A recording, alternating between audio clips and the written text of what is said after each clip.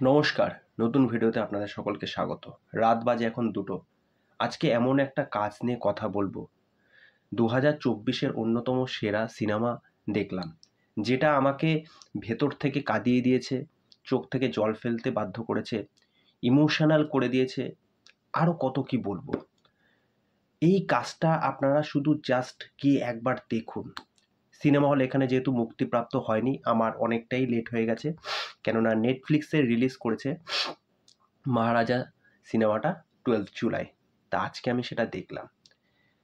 বিজয় সেতুপতির এটা যতদূর সম্ভব 50তম সিনেমা।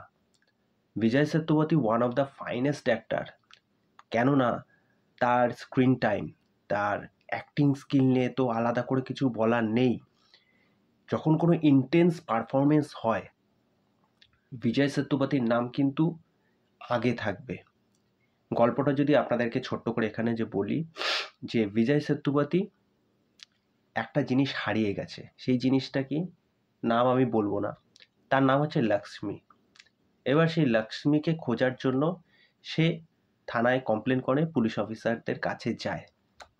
পুলিশ অফিসাররা জানায় যে তাকে সেই জিনিসটা পাইয়ে দেবে, কিন্তু সেই পাইয়ে দেওয়ার মধ্যেও তাদের একটা লোভ, লালসা কাজ করে।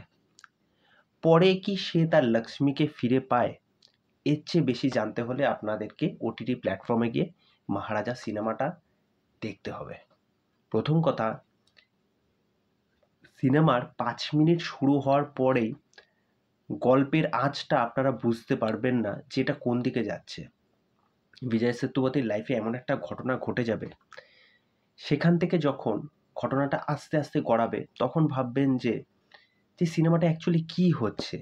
যেই জিনিসটা চুরি হয়েছে সেটাকে কেন্দ্র করেই হয়তো গল্পটা ঘোরাঘুরি করছে। এবং গল্পের মধ্যে যেই কমেডি এলিমেন্টগুলো প্রোভাইড করা হয়েছে বা যে মুহূর্তগুলো আনা হয়েছে, বিজয় সেতুপতি একদম পুলিশকে ছাড়তেই চাইছে না। মানে তার ওই জিনিসটার প্রতি এতটা মায়া। কেন সেই মায়া? পুলিশ কি তাকে সাহায্য করবে? কিন্তু ঘটনা যত এগোবে, প্রত্যেকটা জায়গায় এমন এক একটা সারপ্রাইজ আসবে যেটা আপনার মাথা জাস্ট ঘুরিয়ে দেবে। এবং অপরদিকে যদি নেগেটিভ শেড ক্যারেক্টার, আমরা অনুরাগ কাশ্যপকে দেখতে পাবো। অনুরাগ কাশ্যপের ক্যারেক্টারটাও আলাদা। তার এখানে মোটো কি, বা অনুরাগ কাশ্যপের সাথে এই বিজয় সেতুপতির কোনো কি যোগসূত্র আছে? সেই যোগসূত্রটা কার সঙ্গে জুড়ে আছে? এবং এটার এন্ডিং যেভাবে গিয়ে শেষ করেছে, এর এন্ডিং পোর্শনটা আমি নাই করে যে কতবার দেখলাম। এবং কিছু কিছু জায়গায় মুমেন্ট আছে, যে মুমেন্টগুলো না আপনাকে ভেতর থেকে জাগিয়ে তুলবে যে হ্যাঁ, এই মানুষটার সাথে এরকম হওয়া দরকার। আমাদের লাইফেও যদি এরকম কিছু একটা হয়, আমাদেরও এরকম একটা স্টেপ নিতে হবে, নেওয়া উচিত। আর এরকম একটা গিয়ে এটা শেষ হলো। আপনারা জাস্ট, অনেকে হয়তো সিনেমা দেখেছেন, প্রেডিক্ট করতে পারবেন, কিন্তু ওইটার মধ্যেই এমন একটা টুইস্ট লুকিয়ে আছে যেটা আপনি ভাবতেও পারবেন না।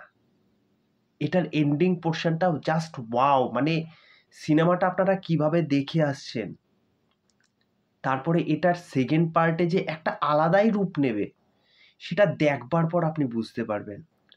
এখানে আমি যদি বলি পারফরমেন্সের দিক থেকে, বিজয় সেতুপতি দুর্দান্ত পারফরমেন্স। পাশাপাশি অনুরাগ কাশ্যপ যে নেগেটিভ শেড ক্যারেক্টারটা করেছে, দুর্দান্ত। এছাড়া এখানকে অন্যান্য যারা সাপোর্টিং অ্যাক্টার, যারা পুলিশ আছে, ওভারঅল যে সমস্ত ক্যারেক্টার আছে, আমি ক্যারেক্টারগুলোকে রিভিল করছি না। প্রত্যেকটা ক্যারেক্টার তাদের জায়গায় ভালো পারফরমেন্স করেছে।